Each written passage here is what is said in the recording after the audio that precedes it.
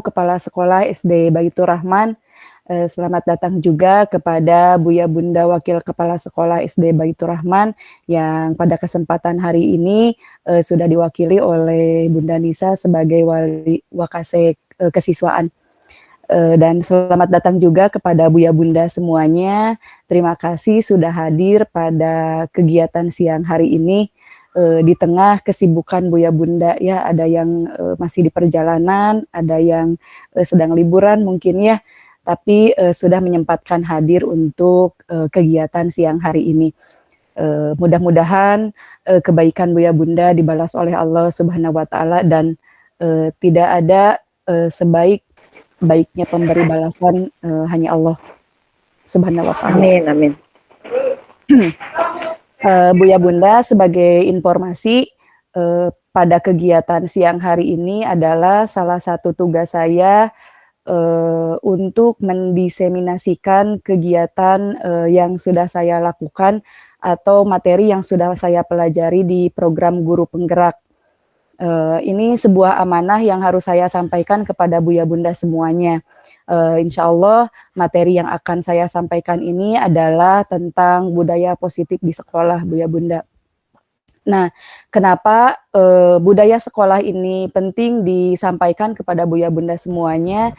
Karena pelaksanaannya ini untuk mencapai tujuan yang diinginkan membutuhkan kolaborasi dari Buya Bunda semuanya, termasuk juga dukungan penuh dari kepala sekolah sebagai pemangku kebijakan gitu ya.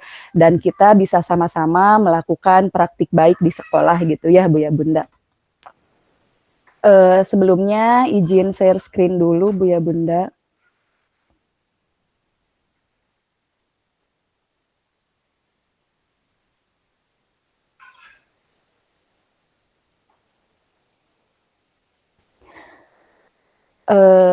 Buya Bunda, ini sebetulnya materi yang akan saya sampaikan bisa jadi dalam praktiknya Buya Bunda itu sudah melakukan di kelasnya masing-masing gitu ya.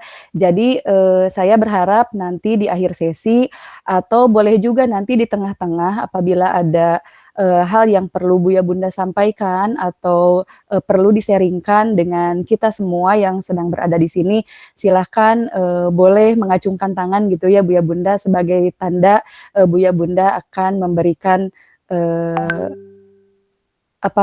menanggapi gitu ya. Silahkan tidak harus menunggu sampai akhir, di tengah-tengah juga boleh supaya kita bisa lebih sharing gitu ya, sharing pengalaman.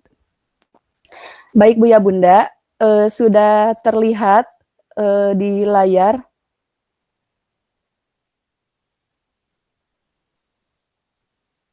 Presentasi yang akan saya sampaikan sudah terlihat di layar Buya Bunda? Sudah ada. Oh, oke. Ada, Bun. Ada.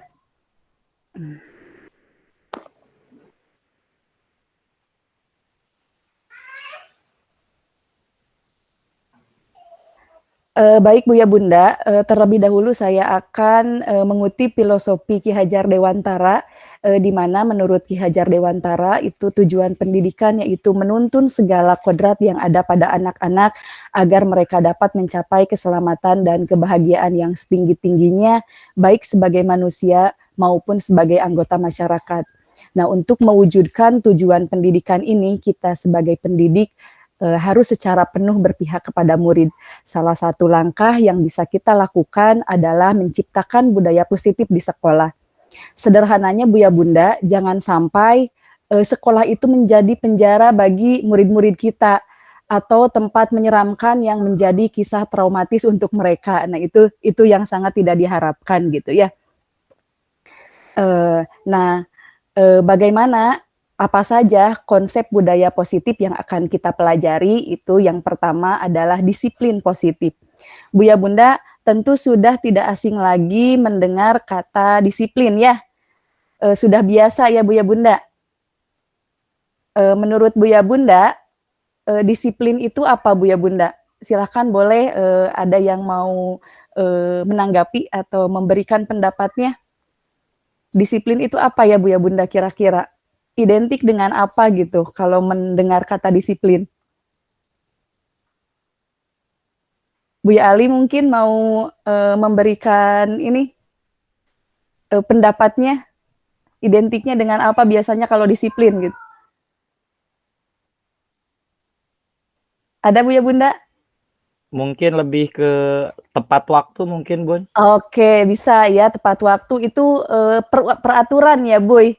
Lebih ke peraturan kan ya, tepat waktu itu berarti Iya, kita betul. harus, mematuhi peraturan gitu ya? Iya, betul Nah sekali, Bun. itu, betul sekali Bu ya Bunda, disiplin ini, dalam budaya kita masih identik dengan kepatuhan. Kita harus mematuhi peraturan, paradigmanya seperti itu ya Bu ya Bunda. Jika kita misalkan tidak mematuhi peraturan, berarti kita akan dihukum, ada konsekuensi yang akan kita tanggung. Nah seperti itu ya Bu ya Bunda. Nah, di sini yang akan kita bahas di sini, sama-sama membahas tentang disiplin, tapi arahnya kepada disiplin positif, ya. Bagaimana kita mengubah paradigma terutama kepada, murid-murid kita bahwa melakukan disiplin ini bukan hanya sekedar untuk mematuhi peraturan saja atau misalkan, bukan karena takut dihukum saja gitu. Bagaimana kita menciptakan disiplin positif kepada anak-anak kita. Artinya sebuah disiplin itu harus lahir dari dalam diri murid itu sendiri Bu ya Bunda, bukan karena, sebuah peraturan ya. Kita harus sampai pada titik di mana murid itu menyadari, saya bersikap baik itu ya karena untuk kebaikan diri saya sendiri gitu, bukan untuk menyenangkan guru, bukan untuk menyenangkan orang lain gitu ya, Bu ya Bunda. Jadi yang dimaksud disiplin positif di sini adalah cara penerapan disiplin yang bertujuan untuk menumbuhkan kesadaran serta memberdayakan murid melakukan sesuatu baik tanpa ancaman, sogokan, atau hukuman. Seperti yang tadi saya sampaikan, itu untuk menyadarkan mereka supaya mereka tahu gitu ya, apa yang mereka lakukan itu ya untuk kebaikan mereka sendiri gitu. Nah, tujuan kita di sini adalah menciptakan anak yang memiliki disiplin diri sehingga mereka bisa berperilaku dengan mengacu pada nilai-nilai kebajikan dan memiliki motivasi intrinsik ya. Yang dimaksud motivasi intrinsik di sini yaitu motivasinya yang timbul dari dalam dirinya. Seperti yang tadi, jadi tidak menaati peraturan itu tidak karena takut oleh guru atau ingin misalkan mendapatkan sesuatu, tapi memang keharusan untuk mereka gitu. Tadi disinggung ada nilai kebajikan ya, Bu ya Bunda. Jadi kita lebih mengenalkan kepada anak-anak nilai-nilai kebajikan. Nilai kebajikan ini adalah sifat-sifat positif manusia yang merupakan tujuan mulia yang ingin dicapai setiap individu.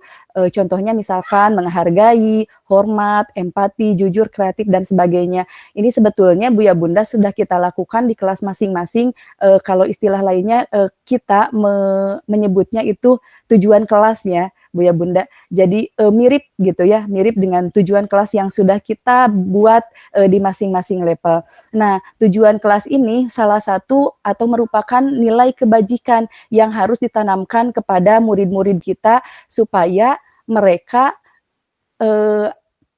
mempunyai disiplin dirinya gitu ya. Jadi tidak hanya sekedar mematuhi peraturan saja gitu. Nah, kemudian Bu ya Bunda, dalam melakukan sesuatu kadang-kadang kita atau siswa pasti ada hal yang melatar belakangi tingkah laku mereka gitu ya atau tingkah laku kita. Nah, di sini untuk menciptakan disiplin positif itu, langkah pertama kita sebagai guru harus mengenali 5 kebutuhan dasar manusia gitu. Ini tidak hanya kebutuhan dasar siswa saja, kita pun sama ya, kebutuhan dasar kita itu sama, ada 5 hal yang menjadi atau yang mendasari kebutuhan kita gitu. Nah, apa saja? Nah, di sini ada yang pertama kebutuhan bertahan hidup, yang kedua kasih sayang dan rasa terima kasih, yang ketiga penguasaan, yang keempat kebebasan, dan yang kelima kesenangan. Nah, Bu ya Bunda, ketika salah satu kebutuhan dasarnya tidak terpenuhi, maka bisa jadi ini, dari anak-anak kita misalkan ya, atau kita sendiri mungkin ya, kalau misalkan ada salah satu kebutuhan dasar yang tidak terpenuhi, maka akan timbul perbuatan-perbuatan yang bertentangan dengan nilai-nilai kebajikan. Seperti itu contohnya gitu ya, pasti Buya Bunda sering sekali ya di sekolah, kita menemukan kasus-kasus misalkan, eee ada yang bermasalah gitu ya, kita sering membahas itu.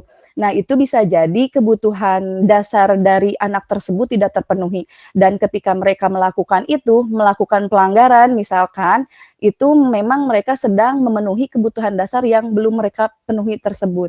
Nah, saya akan mengajak Buya Bunda untuk, melihat satu kasus, ini dari satu kasus ini, kalau misalkan kita ingin mendalami, lebih jauh, atau ingin mengetahui lebih dalam kebutuhan dasar, apa yang sedang mereka, penuhi, misalkan ada, anak yang melakukan pelanggaran, itu, kita bisa mengetahui kebutuhan dasar yang sedang mereka penuhi dari jawaban-jawaban mereka. Misalkan gini ya, Buya Bunda, ini kasusnya. Seorang guru di salah satu SD sedang bingung menghadapi ulah salah satu murid di kelasnya. Beberapa anak di kelas tersebut telah datang padanya dan mengeluhkan murid ini yang sering kali meminta, bekal makan siang mereka dengan paksa. Buya Bunda, saya tanya dulu, ada nggak yang pernah mengalami kejadian yang seperti ini? Bunda Deis pernah nggak? Ada anak yang Bunda Dais tuh. Bunda Deis pernah nggak? Ada siapa teh yang di Bunda Deis teh? Ada Ujang murid Nolan, Ujang Nolan. kesayangan. Oh ya Bunda, mungkin ada ya, atau misalkan kejadian-kejadian yang lainnya gitu ya. Nah dari, kasus ini kalau kita ingin melihat lebih dalam gitu, kita bisa mengidentifikasi gitu Bu ya Bunda, apa, kebutuhan yang sedang mereka, penuhi. Sebentar Bu ya Bunda. Nah, kita bisa mengidentifikasi misalkan nih ya Bu ya Bunda, kalau misalkan kasusnya seperti tadi, yang sering meminta bekal makan siang dengan paksa kepada temannya, kalau misalkan kita tanya bentar ya sayangnya. Kalau kita tanya, misalkan dia menjawabnya karena lapar, maka dia sedang berusaha memenuhi kebutuhan dasar yang pertama, yaitu kebutuhan dasar apa tadi Bu ya Bunda? Kebutuhan bertahan hidup ya. Jadi memang mereka, kebutuhan dasar, bertahan hidupnya belum terpenuhi. Kebutuhan dasar bertahan hidup ini contohnya kayak kebutuhan makan, minum, kemudian, tempat tinggal, yang seperti itu ya. Dan ini sifatnya, sifatnya psikolog gitu ya, fisiologi. Jadi, kebutuhan tubuhnya gitu ya, secara alami dari kebutuhan tubuhnya. Nah, kemudian kalau misalkan dari kasus yang tadi, si anak jawabannya dia merasa senang karena temannya jadi memperhatikan dia, maka dia sedang berusaha memenuhi kebutuhan dasar yang kedua. Jadi sedang memenuhi kebutuhan dasar kasih sayang atau ingin diterima oleh orang lain gitu ya. Kan suka ada nih anak yang suka caper gitu, mungkin ini ya Bu ya Bunda, ada ya yang suka caper Bu ya Bunda? Banyak ya? Ada. Babang misalnya. Nah mungkin ini dia Betul. memang sedang memenuhi kebutuhan dasar yang kedua. Dia merasa membutuhkan kasih sayang dan rasa diterima gitu ya Bu ya Bunda. Kemudian kalau misalkan jawaban dari pertanyaan kita kenapa dia melakukan hal seperti itu, dia jawabannya merasa hebat karena temannya jadi takut misalkan. Nah, berarti kebutuhan dasar yang belum dia penuhi atau yang sedang dia penuhi adalah kebutuhan dasar penguasaan gitu. Kemudian calon leader yang diktator gitu ya, Bun. Nah, bisa jadi. Nah, terus ini bisa macam-macam ya jawabannya Bu ya Bunda.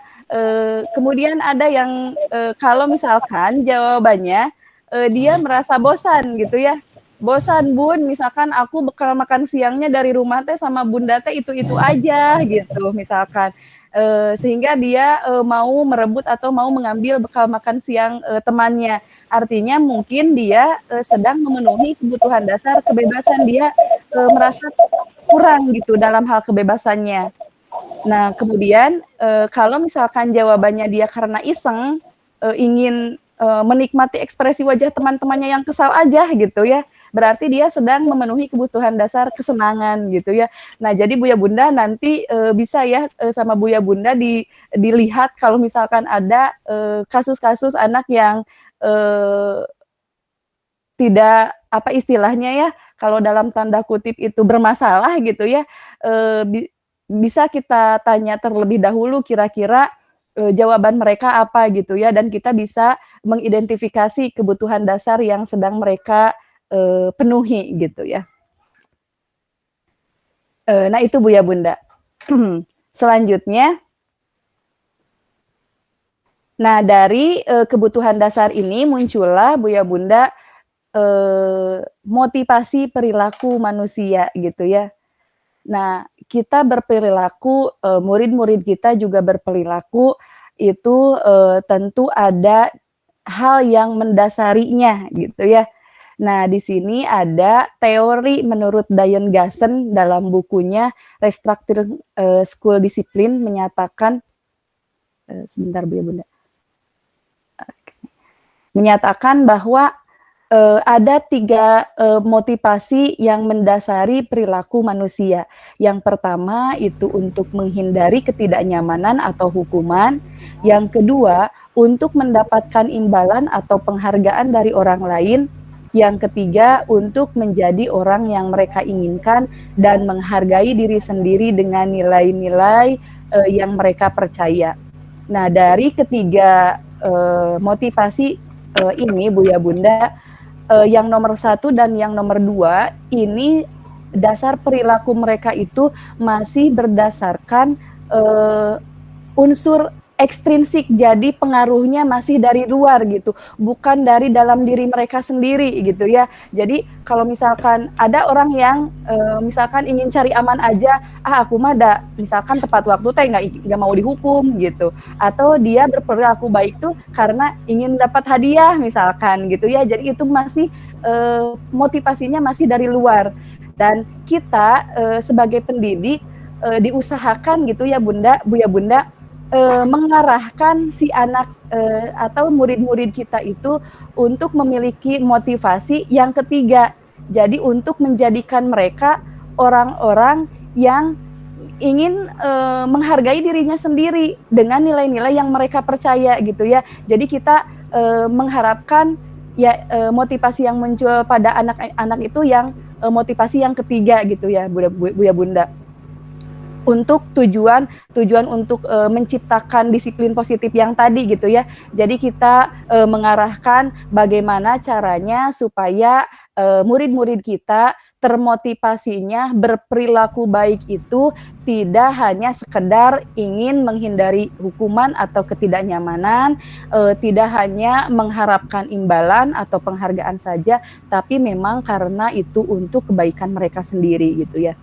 Nah, bagaimana caranya ya Buya Bunda, supaya mereka memiliki, motivasi yang ketiga ini ya. Nah, nanti kita bahas secara detailnya, ada, poin-poin penting yang harus kita lakukan gitu. Nah, kaitannya dengan hukuman tadi Buya Bunda ada motivasi, ekstrinsik gitu ya, berkaitan dengan hukuman dan penghargaan. Nah, yang saya pelajari di sini Buya Bunda, ternyata konsep, hukuman dan penghargaan ini termasuknya konsep disiplin dengan identitas gagal. Kenapa, dengan identitas gagal? Karena ini, istilahnya Buya Bunda dampaknya itu, lebih banyak, dampak negatifnya dibandingkan dengan dampak positifnya gitu ya. Nah, kalau misalkan kita sering melakukan hukuman, tentu akan berdampak kepada murid-murid kita itu, menyakitkan gitu, akan berdampak, bisa jadi berdampak panjang gitu untuk mereka. Jadi misalkan kalau, kita langsung marahi gitu ya, ada yang melakukan kesalahan langsung kita marahi, kesalahannya tidak seberapa, tapi, apa yang mereka rasakannya itu akan akan sampai nanti, sampai besar, diingat sampai mereka dewasa gitu ya, bisa jadi seperti itu dampak dari hukuman. Kemudian tentu kalau misalkan kita melakukan hukuman itu akan tidak nyaman untuk murid-murid kita, mungkin kita juga akan tidak nyaman gitu ya. Biasanya kalau misalkan kita melakukan hukuman itu dengan rasa-rasa perasaan-perasaan kesal kita ya, jadi udah ingin si anak itu puas gitu ya, karena dia sudah melakukan kesalahan ya dia harus dapat ganjarannya gitu ya. Jadi istilahnya kita juga dalam kondisi di mana perasaan kita atau emosi kita itu memuncak gitu ya, atau tidak baik gitu ya. Kemudian dampaknya dari hukuman ini murid menjadi takut Bu ya Bunda. Jadi mereka menurut itu bisa jadi karena memang mereka takut gitu, bukan atas dasar mereka menyadari gitu kesalahan mereka gitu. Kemudian dengan hukuman ini hukuman bersifatnya memaksa gitu ya. Murid-murid jadi menyembunyikan kesalahan. Kemudian mereka bisa jadi rendah diri gitu ya. Nah, maka kenapa konsep disiplin dengan hukuman ini termasuknya identitas gagal gitu. Termasuk juga Bu ya Bunda, penghargaan, ternyata memang penghargaan ini tidak terlalu baik ketika terlalu sering kita lakukan gitu ya. Lama-lama penghargaan ini mungkin akan efektif dalam jangka pendek, tapi lama-lama ini tidak akan efektif gitu ya Bu ya Bunda. Silakan bisa Bu ya Bunda rasakan sendiri, misalkan ada anak yang hari ini dikasih hadiah, ya dia termotivasi gitu ya. Tapi misalkan kalau lama-lama dia terus dikasih hadiah itu akan bosan juga gitu, dan dia tidak melakukan sesuatu yang lebih, padahal dia masih bisa gitu ya berbuat semaksimal mungkin misalkan dalam hal belajar gitu. Karena dia sudah merasa aku mah sudah yang terbaik di kelasnya, ya udah tidak melakukan yang lebih baik lagi gitu ya, karena sudah mendapat penghargaan misalkan jadi yang terbaik gitu. Kemudian penghargaan ini ternyata Bu ya Bunda bisa merusak hubungan juga gitu. Kalau misalkan kita dalam satu kelas, ujug-ujug satu murid dikasih pujian sama kita, itu yang lainnya bisa jadi ada yang iri gitu, atau merasa jadi benci sama orang yang dikasih pujian, kenapa dia aja yang dikasih pujian aku enggak gitu ya. Nah, ini bisa merusak hubungan, akhirnya mereka misalkan jadi saling membenci, itu bisa seperti itu gitu ya. Kemudian penghargaan ini juga bisa mematikan kreativitas ternyata ya Bu ya Bunda. Kemudian penghargaan ini juga bisa menjadi penghukum ya, menghukum dengan sistem ranking itu, dan alhamdulillah Bu ya Bunda di sekolah kita mah sudah tidak ada lagi yang namanya ranking gitu ya. Jadi kita lebih fokus pada potensi yang dimiliki oleh anak kita masing-masing gitu ya. Nah, ini katanya ini termasuknya identitas gagal gitu ya Bu ya Bunda. Maka apa yang harusnya atau identitas yang suksesnya yang seperti apa gitu ya. Nah, ini konsep disiplin dengan identitas sukses gitu. Yang pertama ada konsekuensi. Nah, ini konsekuensi ini sudah kita laksanakan di sekolah kita ya Bu ya Bunda. Kita sudah membuat sebuah kesepakatan dan ada konsekuensinya. Dan ini termasuknya sudah konsep disiplin dengan identitas sukses. Jadi alhamdulillah sekolah kita mah sudah bukan identitas gagal lagi ya Bu ya Bunda, karena sudah tidak ada lagi yang namanya hukuman gitu ya. Nggak ada yang namanya murid misalkan disuruh sama kita kalau misalkan tidak mengerjakan PR, disuruh lari di lapangan 10 kuriling misalkan, 10 putaran misalkan gitu ya. Apa masih ada Bu ya Bunda masih melakukan itu kah? Tidak. Tidak, alhamdulillah Bunda Eka tidak ya. Kalau misalkan ada anaknya tidak mengerjakan PR tidak dihukum kan? Tidak Bun, sudah tidak ada PR Bun. Oke, nah konsep disiplin dengan identitas sukses ini kita sudah alhamdulillah sudah melakukannya ya. Namun ternyata Bu ya Bunda, selain konsekuensi ada yang lebih efektif gitu ya, karena konsekuensi di sini masih ternyata teorinya gitu ya Bu ya Bunda, ternyata masih kurang maksimal kalau kita laksanakan. Kenapa? Karena ini penguatannya hanya jangka pendek saja gitu. Penguatannya hanya jangka pendek saja. Sebentar Bu ya Bunda. Nah, ada yang masuk lagi. Alhamdulillah Bunda Nala sudah bisa bergabung ya. Kita lanjut. Jangka pendek, jadi bisa jadi gitu ya Bu ya Bunda, kalau misalkan contohnya, ada anak yang, terlambat sekolah gitu. Dia sudah tahu aturannya karena sudah dibuatkan ya kesepakatannya, dia melakukan, tapi, dampaknya hanya pada jangka pendek saja, tidak sampai kepada keyakinan bahwa kenapa aku harus, sekolah tepat waktu gitu ya. Kemudian, konsekuensi ini perlu monitoring berkelanjutan gitu ya Bu ya Bunda. Kalau misalkan ada anak, yang, tadi kesiangan misalkan, ada konsekuensinya di sana misalkan yang kesiangan harus menuliskan, kata minta maaf misalkan 10 baris misal gitu ya, itu konsekuensinya. Nah itu perlu dimonitoring sama kita gitu ya Bu ya Bunda, jadi kita, pun harus meluangkan waktu untuk, memeriksa itu gitu. Kemudian, konsekuensi ini, ada stimulus respon. Jadi, contohnya misalkan ada anak yang menumpahkan air misalkan di kelas gitu ya, stimulusnya misalkan, "Itu kenapa, kamu menumpahkan air?" Misalkan gitu.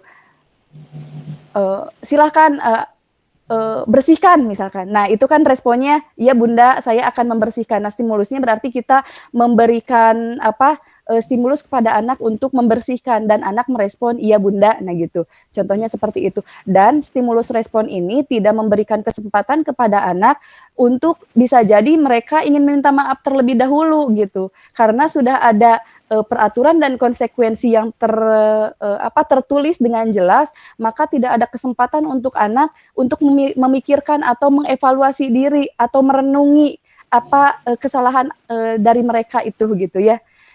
Nah, kemudian, di konsekuensi ini murid menghormati peraturan, tentu dia akan, menghormati peraturan ya karena sudah tertulis gitu. Sudah tertulis saja di kelas misalkan di pangpang gitu. Ya jadi mereka hanya sekedar istilahnya melakukan itu saja, tidak sampai kepada hatinya istilahnya gitu ya. Nah, ini kehilangan waktu untuk merenungi kesalahan seperti yang tadi saya sampaikan. Dan, Buya Bunda, konsep disiplin dengan identitas sukses ini ada, yang lebih efektif dan ini, yang saya pelajari di program guru penggerak ini ya. Nah, diistilahkan dengan restitusi ya Bu ya Bunda, di mana restitusi ini memang, prosesnya itu akan memakan waktu yang, lumayan panjang, tidak seperti, kita melakukan konsekuensi, kesepakatan dan konsekuensi, anak melanggar kesepakatan, maka ada konsekuensinya gitu. Tapi di restitusi ini, kita lebih, diarahkan untuk, memecahkan, sebuah masalah gitu. Maka ini jangkanya jangka panjang gitu, harus melakukan berbagai macam proses dulu gitu ya Bu ya Bunda.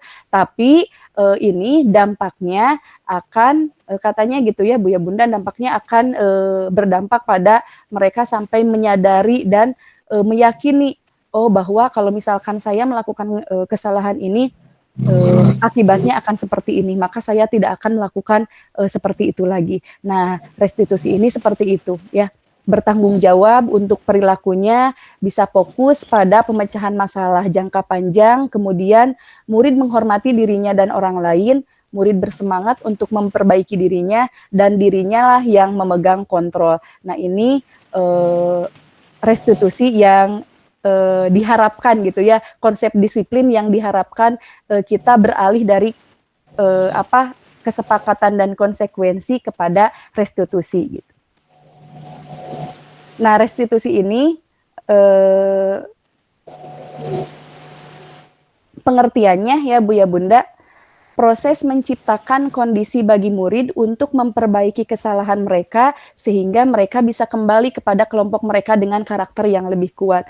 Jadi istilahnya ketika mereka melakukan kesalahan itu, mereka tidak merasa, terkucilkan gitu Bu ya Bunda ya. Kalau misalkan kita langsung, "Kamu salah, Wayahna," misalkan, "kamu harus, mendapatkan konsekuensinya."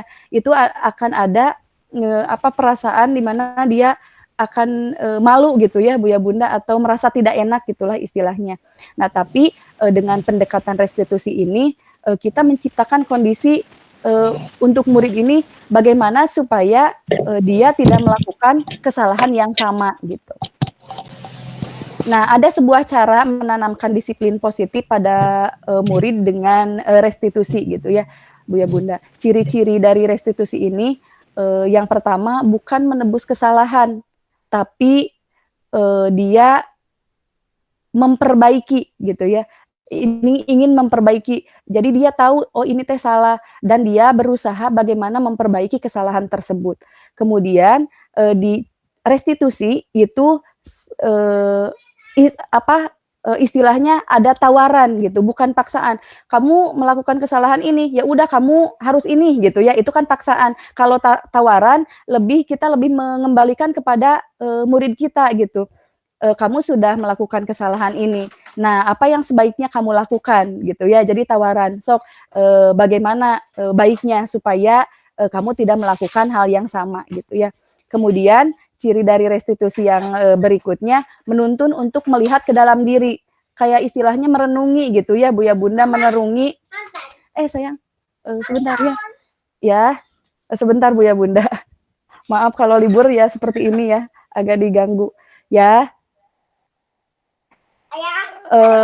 Ciri yang berikutnya adalah menuntun untuk melihat ke dalam diri, jadi merenungi apa kesalahannya, kemudian dia tahu itu kesalahan dan istilahnya menyadari lah itu ya Bu ya Bunda, ciri dari restitusi. Kemudian mencari kebutuhan dasar yang mendasari tindakan mereka. Nah, kita sebagai guru ini tugasnya kita gitu ya Bu ya Bunda, mengidentifikasi kebutuhan dasar apa yang sedang mereka penuhi gitu. Kemudian fokus pada karakter. Nah, kalau di konsekuensi kita kan lebih kepada ya tindakan gitu. Kalau kamu melanggar ya kamu harus ini gitu. Itu lebih ke tindakan. Nah, kalau di restitusi itu fokusnya pada karakter. Jadi kita memperbaiki karakternya supaya tidak melakukan hal tersebut lagi atau melakukan kesalahan lagi. Kemudian penguatan dan fokus pada solusi. Jadi lebih kepada kita mencari solusi anak ini harus bagaimana gitu. Kita membantu istilahnya ya Bu ya Bunda, membantu supaya dia mencari solusinya sendiri. Jadi bukan solusinya itu bukan dari kita tapi dari anak sendiri gitu. Selanjutnya Bu ya Bunda, nah ini saya ingin memperlihatkan perbedaan antara hukuman, konsekuensi dan restitusi. Nah ini saya mengambil contoh kasus misalkan kasus murid yang melanggar peraturan istilahnya yang sering tidak mengerjakan PR gitu ya Bu ya Bunda. Kalau misalkan kita melakukan disiplinnya dengan hukuman, itu guru menghukum siswa dengan keliling lapangan 10 putaran. Nah ini hukuman ya Bu ya Bunda. Kemudian guru marah dan murid takut. Nah ini hukuman, ciri dari hukuman ini seperti ini gitu ya. Jadi istilahnya kita langsung menghukum gitu, menyuruh anak tanpa persiapan, tanpa aba-aba gitu. Nah ini hukuman. Kemudian disiplin dengan konsekuensi, ini guru memberikan konsekuensi untuk mengerjakan PR-nya saat istirahat karena sudah tertulis di kesepakatan kelasnya gitu ya, bahwa kalau misalkan tidak mengerjakan PR, dia harus mengerjakan PR-nya pada di waktu yang lain misalkan. Ini guru tegas dan siswa menghormati peraturan tersebut. Namun seperti tadi yang saya sampaikan ini jadi lebih kepada tindakan ya Bu ya Bunda, tidak kepada menitik beratkan kepada karakternya gitu. Nah, sedangkan di restitusi ini langkah-langkahnya guru menanyakan keyakinan kelas dulu. Ini kalau kamu tidak mengerjakan PR berarti kamu sudah melanggar peraturan, benar nggak? Gitu. Misalkan kita nanya dulu gitu. Iya Bunda, misalkan saya tidak mengerjakan PR, saya salah gitu. Kemudian si guru itu membantu mereka menyelesaikan masalahnya. Nah, kenapa kamu misalkan tidak mengerjakan PR? Kita cari tahu dulu masalah yang sedang dialami oleh murid tersebut gitu ya, mencari tahu alasan kenapa dia tidak mengerjakan PR. Kemudian setelah menanyakan tidak mengerjakan PR, kita membantu menyelesaikan masalah dia gitu. Nah, supaya kedepannya dia mau mengerjakan PR tersebut, bagaimana caranya. Kita kasih pilihan kepada murid-murid kita gitu, bagaimana caranya supaya dia mau mengerjakan PR-nya di kemudian hari. Nah, di sini guru itu terbuka dan siswa juga menghormati dirinya dan orang lain gitu ya. Ini perbedaan dari hukuman, konsekuensi, dan restitusi gitu ya. Untuk menciptakan disiplin positif, diharapkan kita bisa melakukan restitusi ini, Bu ya Bunda. Kemudian seperti yang tadi disinggung di restitusi, ada yang namanya keyakinan kelas, Bu ya Bunda, dan memang kita membutuhkan sebuah keyakinan di dalam kelas kita untuk menciptakan disiplin positif, kemudian kita mempraktikkan cara-cara restitusi. Sebelumnya kita membutuhkan keyakinan kelas dulu, Bu ya Bunda. Jadi si anak itu tahu gitu ya, keyakinan-keyakinan yang harus mereka tanamkan di dalam diri mereka itu apa gitu. Nah, mengapa harus keyakinan kelas, Bu ya Bunda, bukan peraturan kelas. Nah, ini supaya untuk memunculkan motivasi intrinsik tadi, Bu ya Bunda, supaya mereka mau melakukan sesuatu itu berdasarkan keinginan mereka sendiri gitu. Kalau hanya peraturan misalkan tidak atau masuk kelas tepat waktu misalkan, yaitu hanya mereka kalau misalkan peraturan mah hanya melaksanakan peraturan itu, jadi tidak sampai kepada motivasi di dalam dirinya gitu. Kalau misalkan keyakinan kita mencoba gitu ya, memunculkan motivasi di dalam diri anak gitu. Nah, bagaimana caranya kita membentuk sebuah keyakinan kelas? Karena keyakinan kelas ini lebih abstrak sebetulnya, Bu ya Bunda, dari peraturan gitu ya. Karena keyakinan kelas itu istilahnya nilai-nilai kebajikan yang universal gitu. Contohnya yang seperti tadi di awal disampaikan, kayak misalkan rasa hormat, menghargai gitu ya, Bu ya Bunda, seperti soleh, solehah, itu kan meyakini bahwa aku teh harus soleh, aku teh harus soleha. Nah, itu lebih abstrak gitu. Maka yang abstrak ini harus kita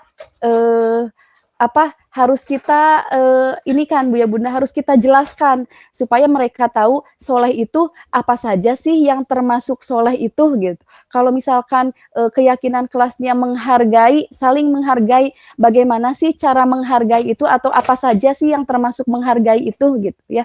Nah, pembentukan keyakinan kelas itu bisa diawali dengan kita mendiskusikan dengan anak gitu ya, Bu ya Bunda. Nah, ini salah satu contoh pendalaman keyakinan kelas. Jadi saya membuat keyakinan kelas bersama kelas saya, sudah saya praktekkan dengan kegiatan tampak seperti atau tidak tampak seperti. Saya ingin membuat keyakinan kelas ini tentang menghargai gitu ya, Bu ya Bunda, karena kenapa saya membuat keyakinan seperti ini?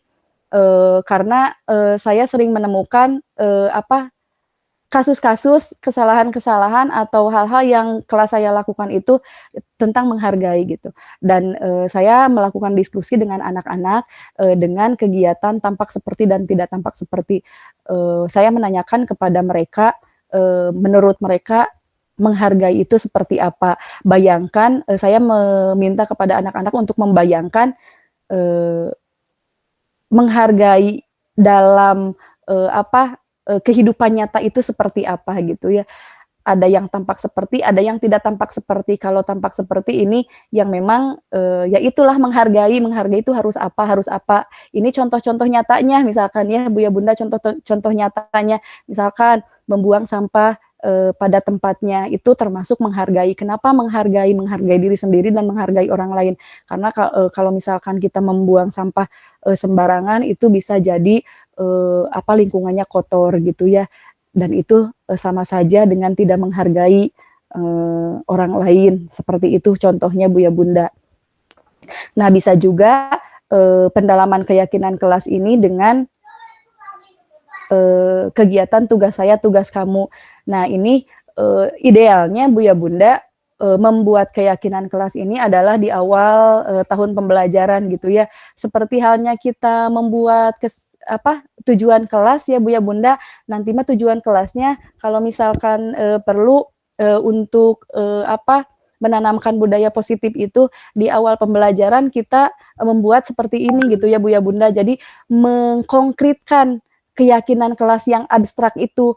Misalkan yang tadi, misalkan rasa hormat, ke apa, jujur, misalkan itu kan jujur teh bisa jadi anak-anak mah tidak mengerti jujur teh kayak gimana gitu, atau soleh-solehah, bisa jadi mereka mah tidak tahu soleh itu yang seperti apa, jadi perlu dikonkretkan oleh kita dengan kegiatan-kegiatan seperti ini gitu ya Bu ya Bunda. Dan idealnya, dilakukan di awal tahun pembelajaran dan ini disepakati oleh, bersama ya, seperti yang sudah kita lakukan saja sama sebetulnya Bu ya Bunda, kita juga kan melakukan ya, kesepakatan ini ditandatangani oleh orang tua, disepakati orang tua, disepakati juga oleh kita dan murid-murid kita gitu ya. Nah, Bu ya Bunda, selanjutnya, untuk, menanamkan, budaya positif, dengan, melakukan, restitusi, tentu, kita, harus, harus, bertindak gitu ya, bertindak, kita itu sebagai, eee, pe manajer. Sebentar, aduh ya Allah, maaf ya Bu ya Bunda banyak gangguan. Nah, untuk menciptakan budaya positif yang tadi, tentu kita, harus, ada tindakan-tindakan atau, langkah-langkah yang harus kita ambil gitu ya, dalam melakukan, restitusi ini gitu Bu ya Bunda. Nah sebelum ke sana ada, saya ingin mengenalkan 5 posisi kontrol kita sebagai guru gitu ya. Yang pertama, kita, bertindak sebagai penghukum. Nah ini, tentu Bu ya Bunda sudah paham gitu ya bagaimana kita, bertindak sebagai kalau guru misalkan bertindak sebagai penghukum. Kemudian yang kedua, kita guru itu, sebagai pembuat merasa bersalah. Ini kontrol, jadi kita, butuh kontrol gitu ya Bu ya Bunda untuk menciptakan budaya positif itu kita butuh kontrol kepada murid-murid kita. Nah ternyata, posisi kontrol guru itu ada 5 ini, penghukum, pembuat merasa bersalah, kemudian posisinya sebagai teman, posisinya sebagai pemantau, dan posisinya sebagai manajer. Dan posisi kontrol yang diharapkan, ada pada kita sebagai guru itu adalah posisi manajer Bu ya Bunda. Jadi kita, istilahnya bertindak sebagai manajer, karena kan tadi kita ingin melakukan atau, mempraktikkan, restitusi yang tadi dengan menanyakan alasan, kemudian membantu mereka, menyelesaikan masalahnya, kita harus bertindak sebagai manajer. Tidak bisa kalau misalkan kita posisinya ada pada posisi penghukum, atau pembuat merasa bersalah, atau, sebagai teman, atau sebagai pemantau. Pemantau bisa saja sebetulnya ya Bu ya Bunda, sebagai pemantau, tapi idealnya kita, bertindak sebagai manajer. Nah supaya lebih jelas Bu ya Bunda, saya akan, memberikan atau, menampilkan, sebuah video tentang 5 posisi kontrol ini. Sebentar ya.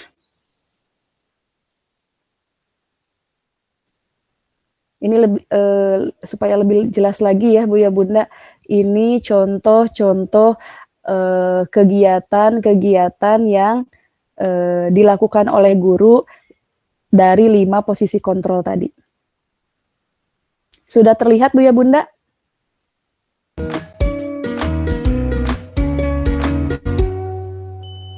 Salam bahagia Ibu dan Bapak guru hebat.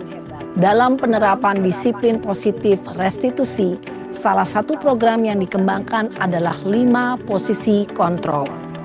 5 posisi kontrol dalam restitusi adalah proses perjalanan seorang pendidik agar dapat mengenali dirinya. Pada video kali ini, kita akan membahas tentang 5 posisi kontrol yang dikembangkan oleh Diane Goossen dan contoh penerapannya.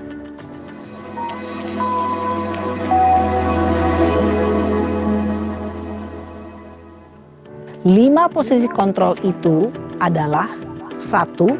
Posisi penghukum. 2. Posisi pembuat merasa bersalah. 3. Posisi teman. 4. Posisi pemantau atau monitor. Dan 5. Posisi manajer. Untuk lebih memahami kelima posisi tersebut, Mari kita saksikan kasus Naren yang terlambat hadir 20 menit di sekolah dan melihat bagaimana kelima posisi kontrol dalam menghadapi masalah tersebut.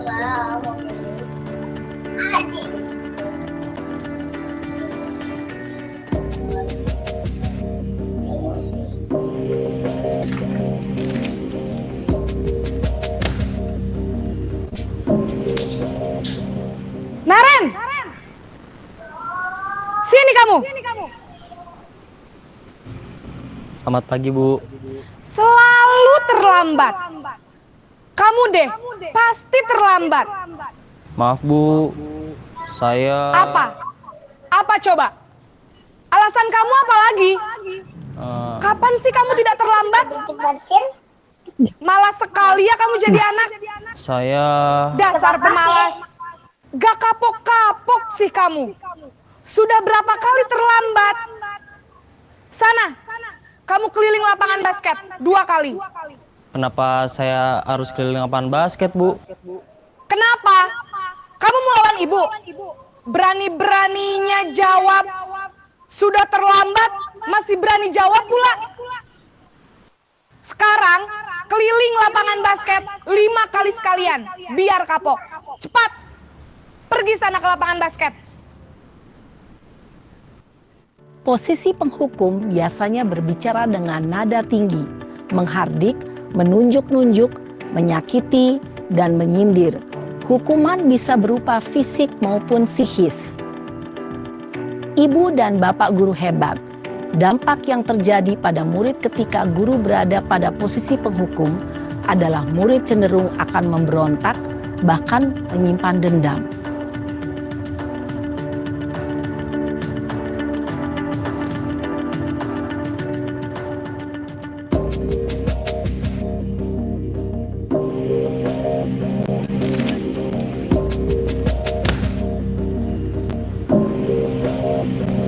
Naren!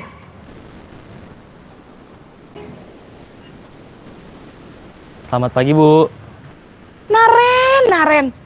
Kamu kenapa terlambat lagi, nak? Ya Tuhan, Naren. Kamu senang ya bikin ibu susah ya? Kalau kamu terlambat lagi, nanti ibu yang ditegur bapak kepala sekolah, nak. Disangka ibu tidak bisa membina kamu. Duh, gimana ini? Maaf, Bu. Duh, Gusti Naren. Kamu suka ya kalau ibu ditegur bapak kepala sekolah? Terus, sekarang ibu harus tulis apa ini di buku absen? Ini kamu sudah sering terlambat loh. Ibu harus apa coba? Maaf, Bu. Maaf sekali. Ya sudah, lain kali jangan bikin ibu susah lagi ya, nak ya. Ibu tidak akan kuat lagi kalau kamu begini terus. Bisa jantungan kalau ibu ditegur bapak kepala sekolah. Sana cepat ke kelas. Maaf ya, Bu. Maaf sekali. Posisi pembuat rasa bersalah berbicara dengan nada tenang, cenderung lembut. Namun kata-kata yang diutarakan membuat murid merasa menjadi orang yang gagal. Memandang buruk dirinya sendiri, merasa tidak berharga, dan tidak sanggup membahagiakan orang lain. Ketika guru mengambil posisi pembuat rasa bersalah, murid akan menganggap dirinya yang bersalah dan ia akan menyimpan emosi negatif tersebut di dalam dirinya.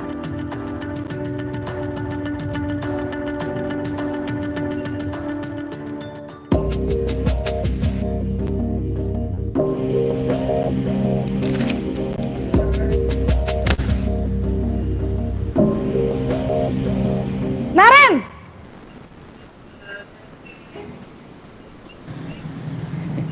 Selamat pagi, Bu.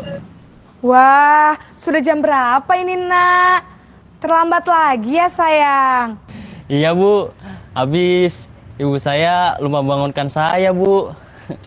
Kamu malah menyalahkan ibu kamu. Kamu bukannya anak yang larinya paling kencang. Kok terlambat sih? Iya, Bu. Saya memang terlambat bangun tadi. Jadi, biarpun saya lari kencang, tetap gak kekejar, Bu. Ya sudah sana, Nanti lain kali larinya lebih kenceng lagi ya, biar gak terlambat lagi. Bikin seneng ibu, demi ibu. Bisa kan? Bisa lah, Bu. Ya sudah, sana masuk kelas. Ibu beresin urusan absen kamu. Kamu ini ada-ada saja. Dalam posisi teman, guru berbicara dengan nada suara ramah, akrab, cenderung bersenda gurau untuk menjaga suasana tetap santai. Murid akan merasa senang, aman, dan akrab dengan guru. Identitas yang tercipta adalah identitas sukses atau berhasil. Namun, perlu diingat, karena ini masih dorongan eksternal, maka ada faktor ketergantungan dari murid kepada orang tertentu. Di sini, guru absennya, sehingga di lain waktu, murid bisa berperilaku baik, namun hanya kepada orang-orang tertentu saja.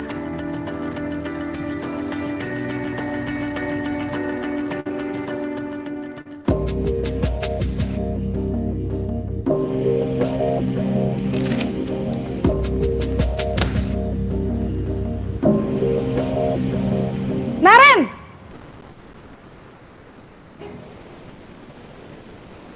Selamat pagi, Bu. Naren, apa peraturan sekolah kita tentang jam berapa kita harus masuk sekolah, nak? Kita harus di sekolah jam 7, Bu. Iya, betul. Sekarang sudah jam 7.20. Naren sudah tahu konsekuensinya jika terlambat hadir. Paham, Bu. Saya harus tinggal kelas pas jam istirahat selama 20 menit. Iya, benar. Konsekuensinya demikian. Jadi nanti jam 9.30 pas istirahat, kamu harus tinggal di kelas, kerjakan tugas tambahan untuk ketertinggalan kamu, ya? Baik, Bu. Posisi pemantau mengandalkan penghitungan atau data untuk mengontrol murid. Guru mengarahkan murid berdasarkan peraturan dan konsekuensi. Seorang pemantau menunjukkan bahasa tubuh dan ekspresi wajah yang datar dan cenderung formal.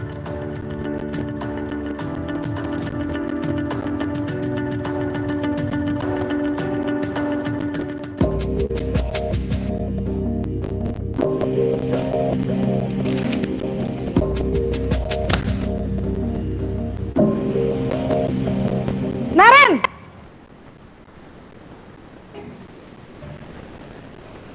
Selamat pagi, Bu. Selamat pagi, Naren. Maaf, Bu. Saya terlambat. Iya, sekolah masuknya jam 7, sekarang sudah jam 7.20. Jadi sekarang bagaimana ini, Naren? Maaf, Bu. Saya lupa setel alarm saya semalam. Baiklah, menurut kamu, keyakinan sekolah yang mana yang perlu kamu tingkatkan? Menghargai diri sendiri dan orang lain mungkin ya, Bu. Setuju. Jadi, apakah Naren meyakini prinsip saling menghormati tersebut? Iya, Bu. Saya meyakininya. Apakah Naren bersedia memperbaiki masalah keterlambatan ini? Bersedia, Bu. Bagaimana kamu akan perbaiki masalah keterlambatan ini? Saya akan coba untuk tidak lupa menyetel alarm saya, Bu. Baik, kalau Naren lupa menyetel alarm di rumah, ada orang yang kira-kira bisa bantu mengingatkan tidak? Ada, Bu. Kakak saya, Kak Ema. Ada lagi selain Kak Ema? Selain Kak Ema, ada ibu saya. Baik, jadi yang mengingatkan Naren adalah Kak Ema dan ibu kamu ya? Kira-kira akan mulai setel alarm kapan nih, Naren? Setelah pulang sekolah, akan segera saya lakukan. Baik, jadi Naren akan setel alarm untuk bangun besok pagi dan akan diingatkan oleh kakak dan ibunda Naren ya. Ada lagi yang mungkin perlu dilakukan, Naren, agar tidak terlambat bangun lagi? Tidak ada, Bu. Baik, Naren. Terima kasih untuk kerjasama kamu. Sekarang kamu perlu kembali ke kelas untuk belajar. Baik, Bu. Terima kasih. Posisi manajer adalah posisi kontrol yang disarankan untuk membimbing murid memiliki sikap disiplin yang positif, yaitu murid yang mandiri, bertanggung jawab, dan dapat memecahkan masalah.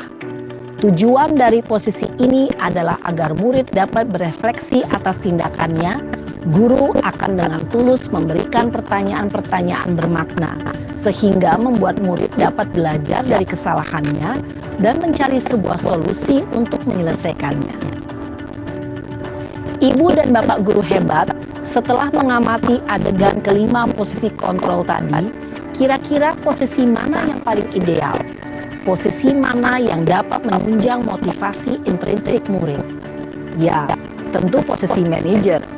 Posisi ini memang posisi ideal yang ingin dituju setiap pendidik. Pada posisi inilah, guru dapat menerapkan disiplin positif yang berpihak pada murid, yang memerdekakan murid. Perjalanan seorang pendidik tentunya tidak mudah untuk sampai pada posisi seorang manajer. Namun, tujuan kita pasti, yaitu menciptakan murid-murid yang mandiri, merdeka, dan bertanggung jawab. Semoga penggambaran 5 posisi kontrol yang telah diperlihatkan ini dapat menjadi ajang refleksi bagi kita semua, agar dapat terus mengasah dan menerapkan disiplin positif yang memerdekakan murid. Mari terus berlatih dan bersemangat. Selamat menerapkan. Salam dan bahagia, Ibu.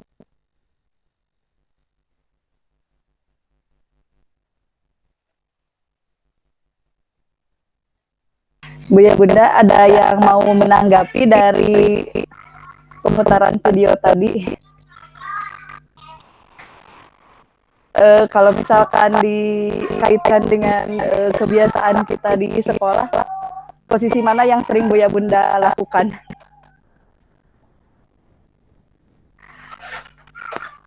Tahu Bun, cepat-cepat lari.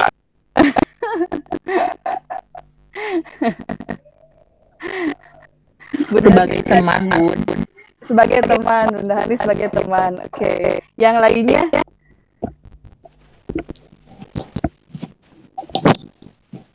Memberi rasa bersalah, Bun.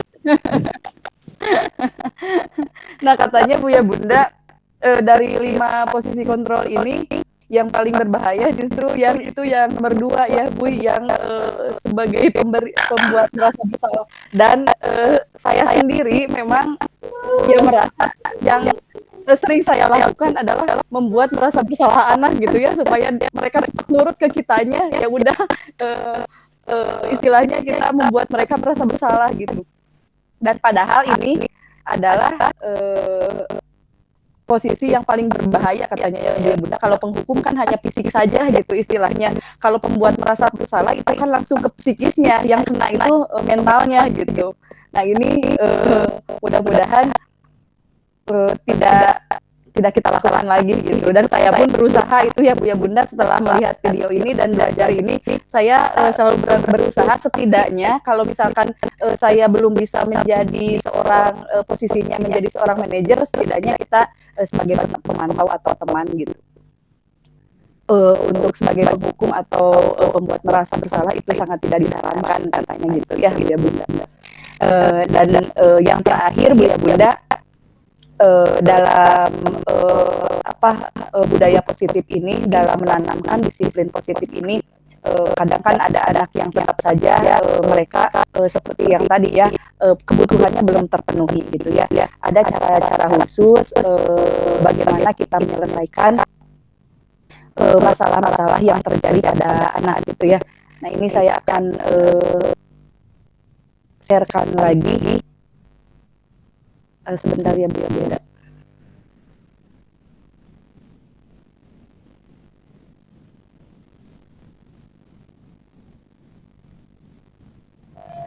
Bunda Tika, maaf, ke belakang sebentar ya.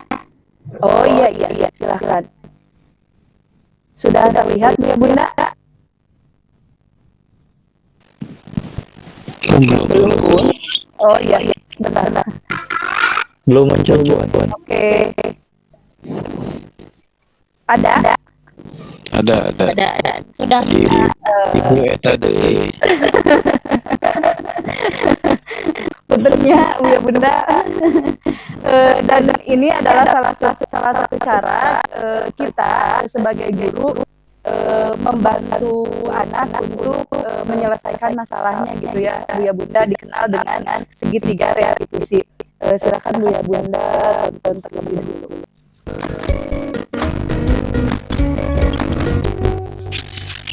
Salam dan bahagia Ibu dan Bapak guru hebat.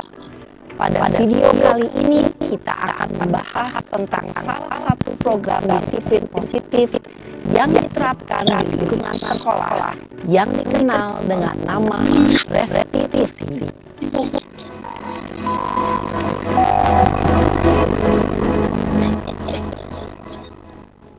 Restitusi dikembangkan oleh pakar pendidikan Diane Gosset berlandaskan pada teori Dr. William Gacy. Segitiga restitusi adalah suatu proses dialog yang dijalankan oleh guru atau orang tua agar dapat menghasilkan murid yang mandiri dan bertanggung jawab. Pada saat guru di posisi manajer, aspek yang dikembangkan pada murid adalah motivasi intrinsik, sehingga penanaman nilai-nilai kebajikan dapat tumbuh dan berkembang menjadi suatu kebiasaan positif yang akhirnya membentuk karakter murid.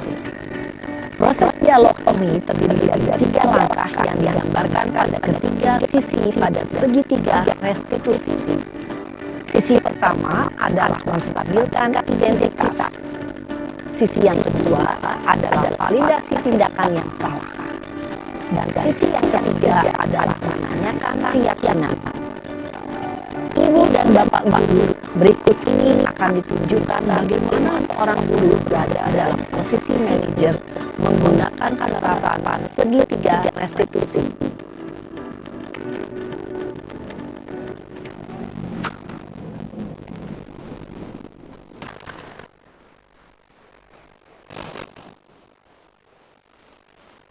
Siang Sarah. Siang Pak.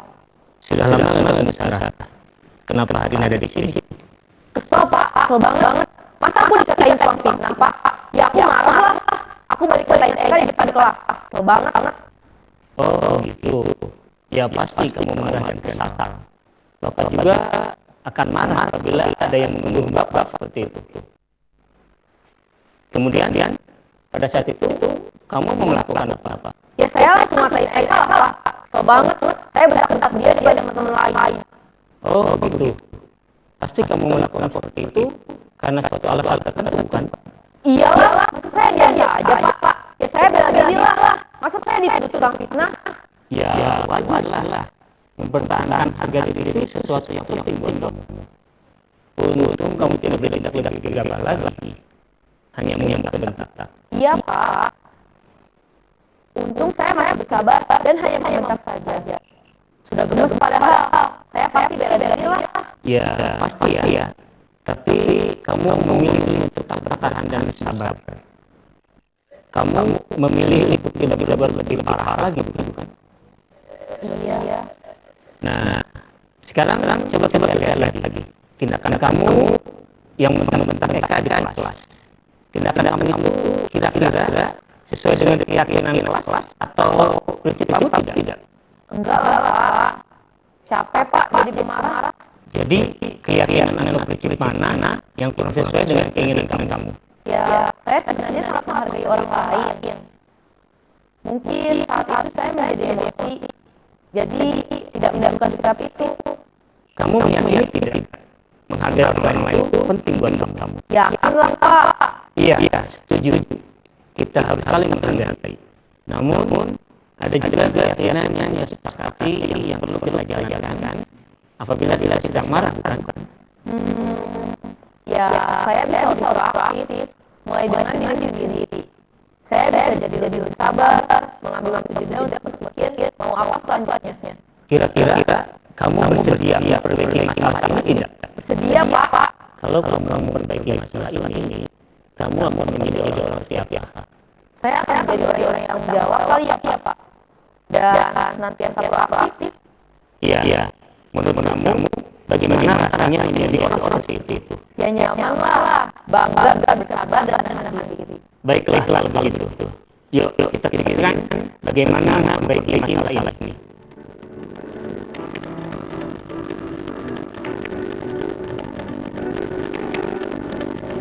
Ibu dan Bapak guru hebat, baru saja kita menyaksikan contoh bagaimana seorang guru berada dalam posisi manajer menggunakan penerapan segitiga restitusi. Mari kita bahas satu persatu.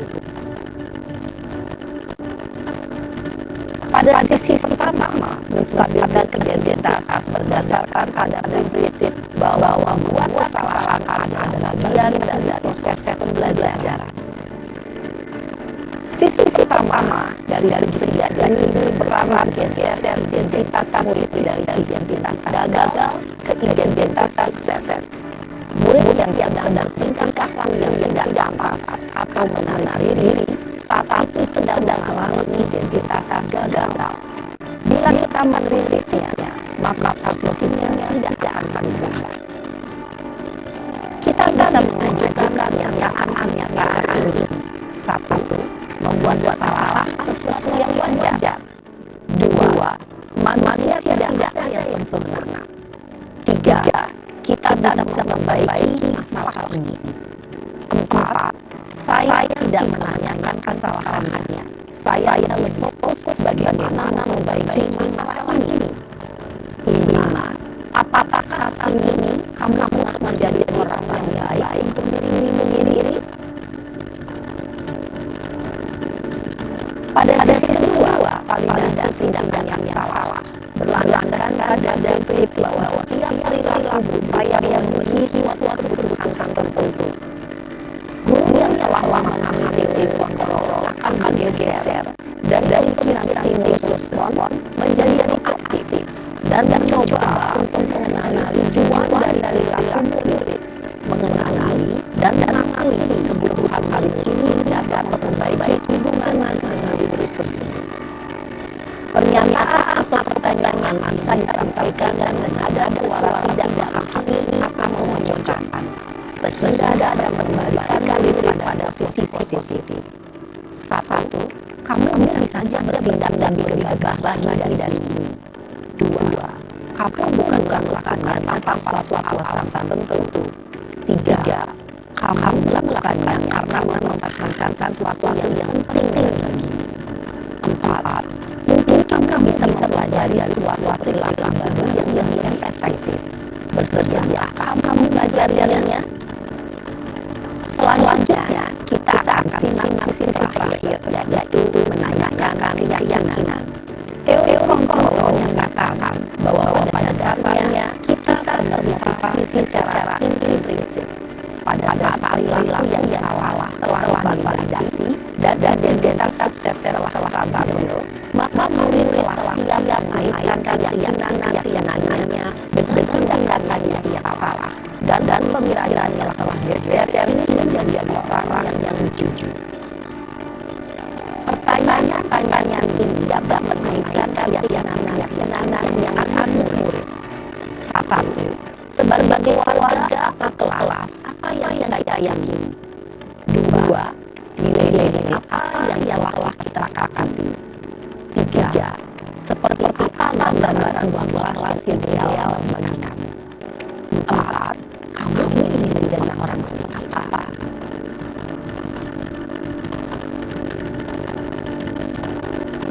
Dalam rangka tiga diskusinya perlu hal-hal yang bertahap, yaitu satu, perilaku yang salah dikaitkan dengan nilai atau keyakinan yang telah disepakati atau boleh jujur.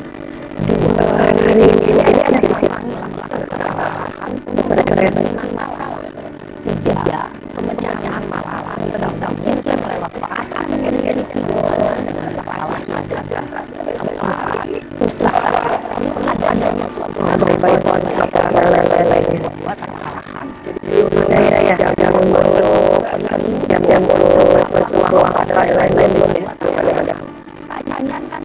Akan mulai melakukan usaha untuk memperbaiki masalah.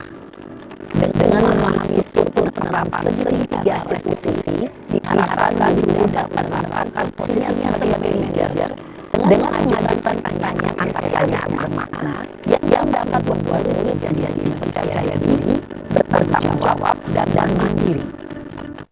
Nah, ini Bapak Guru perlu tidaknya mengikuti ketiga tahapan dalam segitiga restitusi bergantung pada ringannya suatu permasalahan. Misalnya, bila permasalahan tersebut ringan, maka tidak perlu dijalankan secara berurutan. bahkan bisa sudah menanyakan apakah keyakinan yang kita sepakati dengan menjalankan segitiga restitusi dengan mengajukan pertanyaan-pertanyaan bermakna. Diharapkan murid yang menjadi kuat secara berbagi dapat membawa salah satu dan dapat menyelesaikan permasalahannya sendiri, semakin percaya diri, mandiri dan merdeka.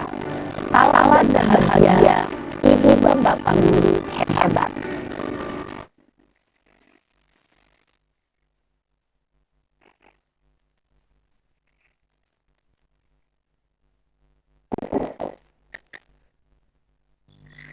Kita ibu ya bunda contoh di 3 restitusi dan alhamdulillah rangkaian materi di restitusi dari awal sampai akhir ini sudah selesai.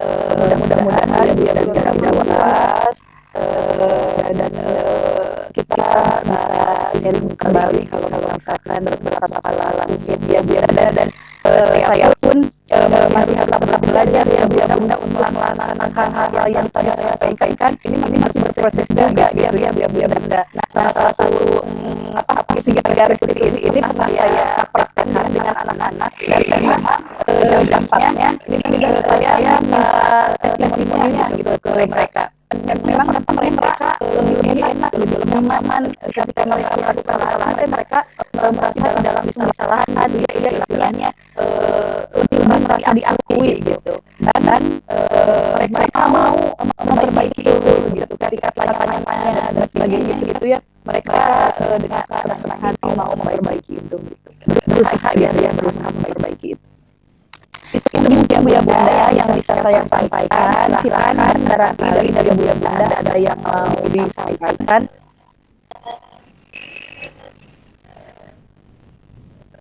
Silahkan apa saja sharing pengalaman juga boleh dari materi yang sudah kita sampaikan tadi. Oh ternyata bisa jadi gitu ya. Ya Alin ternyata saya pernah melakukan segala restitusi ini gitu. Tidak tahu aja teorinya bahwa itu deh segala restitusi bisa aja seperti itu ya Bunda.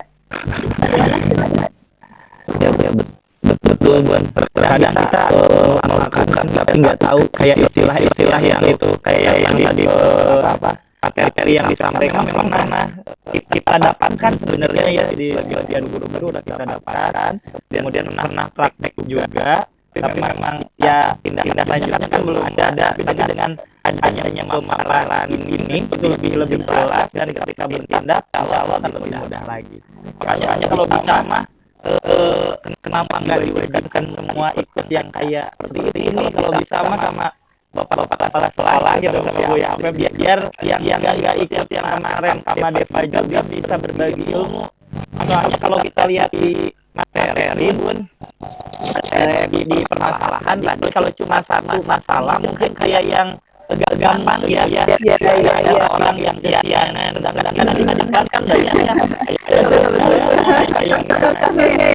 kasus yang berbeda-beda dan mungkin pembagian sama seperti guru BK pun akan lebih ringan juga gitu kita di kelas bisa lebih ini terima kasih sekali pemaparannya luar biasa Bunda kita lanjutkan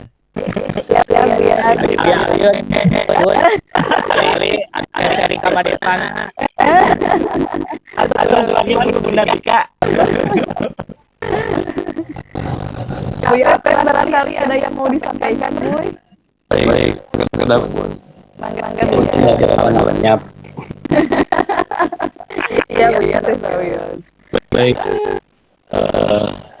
ya alhamdulillah pertama memang sudah apa ya tadi masukan dari Bu Yali insyaallah mudah-mudahan di satu tahun pelajaran inilah jadi agendanya memang di hari Kamis itu rapat kanan 1 bulan itu cuma 2 kali sisanya bisa dimanfaatkan untuk kegiatan diseminasi seperti ini gitu cuma mungkin yang lalu menjadi catatan mah di durasi sih sebenarnya seperti kemarin Bu Ya Fikri terkait dengan soal kalau rusuhnya Bu karena memang durasinya sangat terbatas lah tapi bisa juga sih kegiatan misalkan diseminasi ini diadakan di dengan waktu yang lebih luas gitu Kemudian juga ya terkait dengan restitusi itu ya, restitusi memang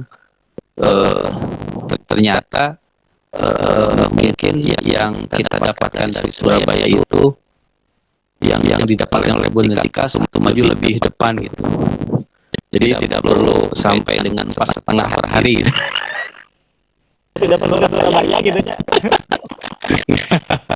Jadi bolehlah misalkan nanti ternyata materi untuk yang disiplin positif ini tuh ya bisa diterapkan di sekolah lah. Setidaknya konsep tadi yang sering kita sampaikan di setiap pagi itu, nah itu saya kira menjadi bagian untuk mengkonkretkan, karena tadi kan sifatnya restitusi itu lebih abstrak ya. Iya, betul Bu ya. Ya, jadi di tadib itu bisa menjadi upaya untuk mengkonkretkan tadi gitu. Jadi kalau misalkan menaati peraturan kelas bagus, tapi yang muncul di siswa itu menghormati peraturannya gitu. Ya, kurang lebih seperti itu kan yang tadi saya simak. Yang mudah-mudahan dengan konsep tadi atau misalkan bisa digiatkan kembali atau maksimalkan lah. Kalau misalkan di awal tahun pelajaran kemarin kelas 4 itu ada kegiatan daurah adab ya kalau tidak salah, tapi cuma 1 pekan kalau tidak salah. Nah kedepannya kenapa tidak misalkan di awal pelajaran kita ada semacam ya lah istilahnya daurah adab atau ala-ala gitu. Nah kemudian follow up-nya itu membuat tadi seperti yang Bunda Tika lakukan, yang dilakukan guru, yang dilakukan murid. Nah seperti itu, kenapa tidak misalkan untuk kedepannya, supaya sekali lagi benar-benar kalaupun misalkan anak-anak ada atau siswa ada yang melakukan kesalahan, mereka sudah pada taraf bukan hanya sekedar menghormati atau istilahnya peraturan kelas itu, tapi benar-benar ketika mereka melakukan kesalahan teh jadi mundina syarat taubat mah ana demu nanti muncul gitu tah. Jadi ketika melakukan dosa kan syarat taubat nasate salah ana demu yang timbulnya penyesalan, yang kemudian penyesalan itu memunculkan sikap positif dan tidak akan mengulangi dosa atau maksiat itu. Saya kira hal-hal seperti itu ternyata memang sering kita temukan, bahkan mungkin ya selevel Buya Ali pasti tahu lah gitu. Tapi mungkin tadi istilah-istilahnya, dan saya kira ini perlu kedepannya dikembangkan lagi lah gitu. Jadi kumaha Buya Ali? Badai diteraskeun wae atau kumaha Buya Ali? Lanjutkan 2 periode. Siap Buya Ali-nya. Ya, saya kira itu saja mungkin ya mudah-mudahan sekali lagi insya Allah silakan misalkan Buya Bunda kedepannya Kamis itu tiap pekan manfaatkan saja untuk kegiatan diseminasi atau apa saja lah, yang penting ilmu yang Buya Bunda dapatkan dari mana itu bisa disampaikan kembali. Itulah intinya mah. Terima kasih Bunda Tika. Ya, sama-sama Buya. Ada lagi Buya Bunda yang mau menyampaikan? Oke, boleh masuk Bun? Siap mangga Bunda. Oke, Anu ka sudah Bun. Anu tanya Rios mau digentosan kuota anak.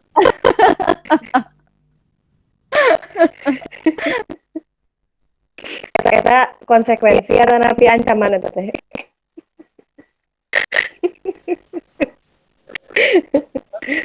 Baik. Bun izin berpendapat.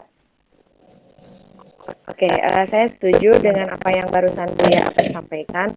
Mungkin tidak ada kata terlambat ya. Dan untuk menerapkan disiplin positif ini, kalau bisa memang penguatan dulu di antara gurunya dengan diseminasi yang off air langsung ya di depan guru-guru di ruangan rapat ya. Sambil mungkin meskipun ke anak belum terlalu bisa diterapkan sepenuhnya, sambil penguatan di internal guru-guru untuk menyambut tahun ajaran 2023-2024, karena kita merasa kurang waktu, merasa apa namanya ya, kurang persiapan ketika kemarin kita harus pelatihan mengenai konsekuensi, mengenai aturan dan lain sebagainya. Bahkan kelas sudah berjalan, itu kan jadi nggak enak ke kitanya ya. Harusnya semua konsep itu harus matang terlebih dahulu untuk diterapkan kepada anak-anak nanti di bulan Juli seperti itu. Ada satu yang ingin ditanyakan mengenai placement test anak-anak atau penempatan kelas. Kalau misalnya tadi ya, apakah memang bisa terprediksi calon-calon anak-anak yang susah untuk dibangun budaya disiplinnya, susah untuk diajak kerjasama mengenai apa ya, tadi mah ada keyakinan kelas itu ya, bagaimana menghadirkan atau menegakkan keyakinan kelas tersebut. Karena ini mudah-mudahan saja bisa menjadi solusi, seperti misalnya di kelas 1 yang sedang berjalan sekarang dengan anak-anak random di satu kelas, tetapi ternyata ada yang anak-anak yang spesial gitu ya, butuh perhatian khusus, ternyata numpuk di satu kelas. Nah, hal-hal tersebut apakah memang bisa diprediksi sebelumnya? Karena ini juga akan berdampak pada berjalannya pembelajaran di awal tahun ajaran nanti seperti itu. Ini juga bukan hanya tentang murid baru saja ya Bun ya, mengenai hasil psikotesnya seperti apa. Mudah-mudahan asesmen yang akan diberikan kepada santri baru yang sekarang itu bisa lebih mengakomodir kebutuhan, dan juga kita sebagai guru bisa punya data awal untuk apakah gaya belajarnya seperti apa, kemudian karakter anak ini sebenarnya seperti apa, dan lain sebagainya. Dan ini juga mudah-mudahan bisa, kalau misalnya persiapannya lebih awal, kan guru-guru ketika akan naik kelas itu random anak lagi ya, placement test lagi, dengan hasil ujian selama 4 kali selama di tahun ajaran ini seperti apa, kemudian penemuannya apa saja. Nah, ini mungkin kita harus lebih detail untuk melihat kemampuan anak dan lain sebagainya untuk dinaikkan ke kelas nanti. Bukan jadi tidak naik kelas ya, tetapi kita harus lebih lengkap catatan-catatan anak-anaknya, karena tidak mungkin kan di kita ada yang namanya kelas bengkel dan ada yang disebut dengan kelas yang high gitu kan, tidak. Tetapi bagaimana caranya kita bisa lebih rata menempatkan anak-anak yang spesial gitu. Itu mungkin dari saya, Bun. Ya, terima kasih Bunda Nisa. Saya akan mencoba menanggapi tentang keyakinan kelas tadi ya Bun ya. Sebetulnya dalam pembuatan keyakinan kelas yang saya pelajari di sini Bun, tidak harus dipetakan dari kelas sebelumnya sebetulnya. Ini bisa dilaksanakan di misalkan sudah pembagian kelas dan sudah masuk ke awal tahun ajaran, dan memang ini dilaksanakannya pas masuk. Kalau saya membayangkan itu kan biasanya kita seminggu pertama itu suka ada apersepsi gini Bun ya. Nah, ini bisa dimasukkan ke pembuatan keyakinan kelas ini bisa dimasukkan, dan bagaimana caranya supaya kita bisa tahu keyakinan kelas yang dibutuhkan oleh kelas itu apa. Maka kita langkah pertama yang harus kita lakukan adalah berdiskusi dengan anak-anak. Kita menanyakan kepada mereka kelas yang mereka inginkan itu seperti apa gitu ya. Misalkan tentu mereka akan membayangkan kejadian-kejadian yang pernah mereka alami di kelas sebelumnya gitu Bun.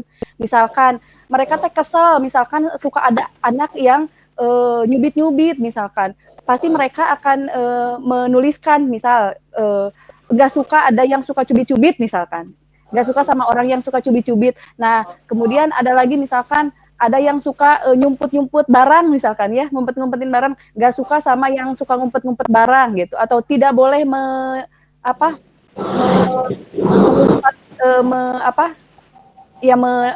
apa namanya Bun? Tidak boleh gosok ya. Ya itu ya. Jadi pasti ketika kita berdiskusi dengan anak-anak, apa yang mereka inginkan di kelas tersebut, kita akan tahu gitu keinginan-keinginan mereka. Nah, ketika tahu keinginan-keinginan mereka, kita bisa mengelompokkan bisa mengelompokkan ini misalkan ada yang jahil yang seperti itu gitu dikelompokkan dalam satu kelompok. Nah, ini cocoknya misalkan dalam payung apa nih keyakinan kelasnya? Misalkan saling menghormati atau saling menghargai misalkan gitu ya. Jadi kita bisa kelompokkan seperti itu. Nah, jadi prosesnya seperti itu, Bun, untuk membuat sebuah keyakinan kelas. Jadi bisa kita lakukan dengan diskusi dulu dengan anak-anak, kejadian-kejadian yang pernah mereka alami dan mereka menginginkan kelasnya yang seperti apa gitu. Kita bisa mengawalinya dari kegiatan seperti itu. Gitu, Bun, mudah-mudahan tidak puas. Mungkin barangkali Buya Bunda yang lain juga ada yang menambahkan atau memiliki ide lain yang saya pahami seperti itu gitu cara pembuatan keyakinan kelas. Gitu, Bun. Bunda Hani.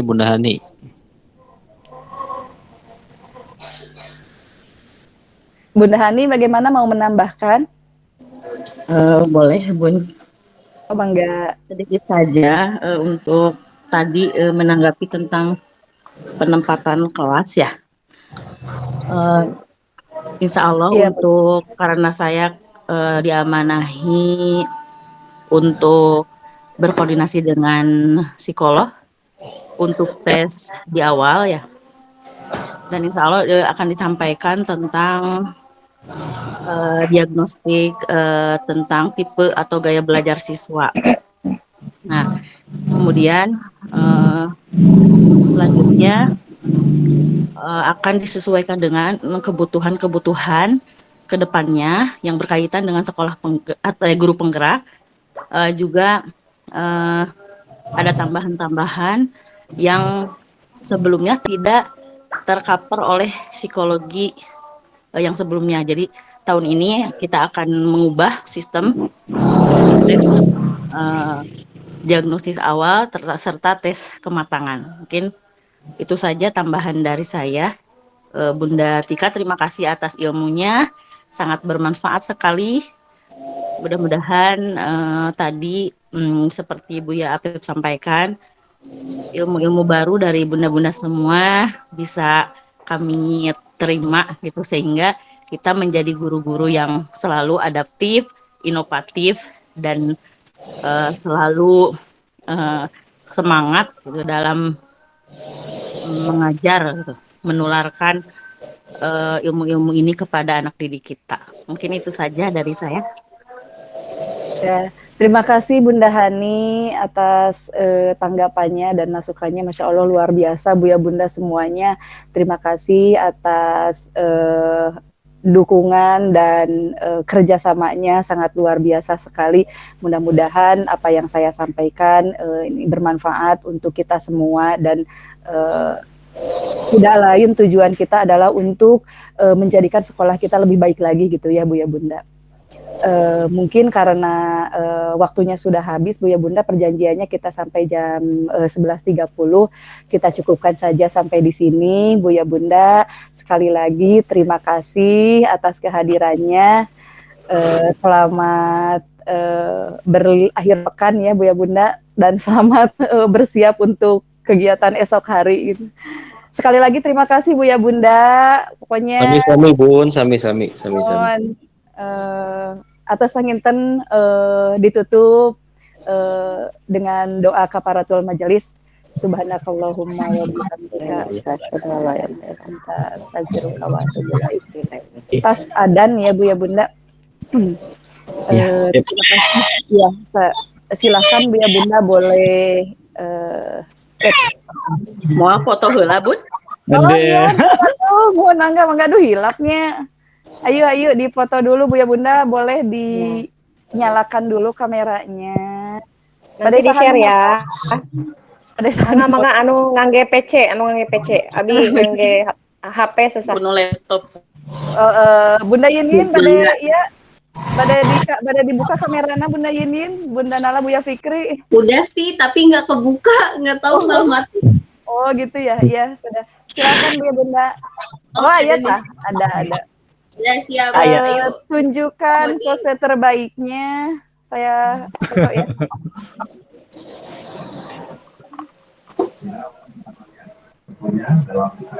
Sekali lagi Bu ya Bunda. Oke. Terima kasih Bu ya Bunda. Atos, mangga. Ya, Assalamualaikum. Ya, Waalaikumsalam warahmatullahi. Izin live Bunda. Waalaikumsalam. mangga Bu ya. Silakan snacknya di bawah masing-masing, ada di pojokan. Silakan, snacknya di bawah. Nyusul. Ya. Silakan, ada yang Nyusul. pedas, ada yang segar, Ya, ada yang manis. konsumsi mangga. nak. Aduh, Masya Allah. Keren. Jadi Bunda. rekam, Kita Bun. lanjutkan. Atasnya. Tuh direkam cenah hilap, parem. Udah, wah, gak bahaya. Bahaya, itu bahaya. Kudu dibalikan deui. Aduh, Bu Yali, Bunda Nisa, pokoknya mah sadayana nuhunnya. Masya Ya, Allah. keren. Luar biasa.